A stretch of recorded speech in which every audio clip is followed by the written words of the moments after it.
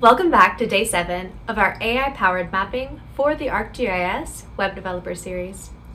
Today we're going to be building a quick and powerful translation feature for our mapping app.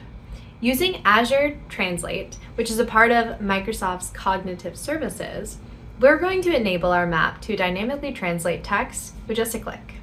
This is a great way to make your apps more accessible and engaging for a global audience. So, let's get started. All right, we're starting out with our HTML, CSS, and JavaScript starter files. In the JavaScript, we're first going to create an asynchronous function called translate text.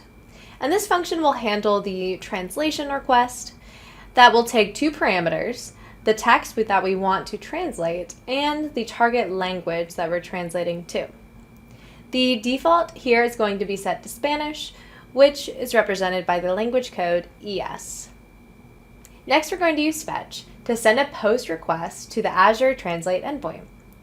And we're going to construct our URL with the toTargetTranslate query parameter to specify the target language. In the headers, we include our Azure API Key, the subscription region where our service is hosted, in this case, East US, and the content type as application JSON. Finally, we'll go ahead and add a body to the request. The API expects a JSON array of objects, and each with a text property. So here I'm going to wrap the text parameter in that format. Now that we have our translation function ready, I'm going to go ahead and move on to our map part.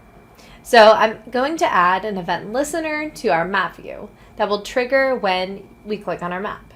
So here I'm going to define some original text to be translated. For this demo, I'm just going to hard code something, but of course you could always add some dynamic text to your mapping app.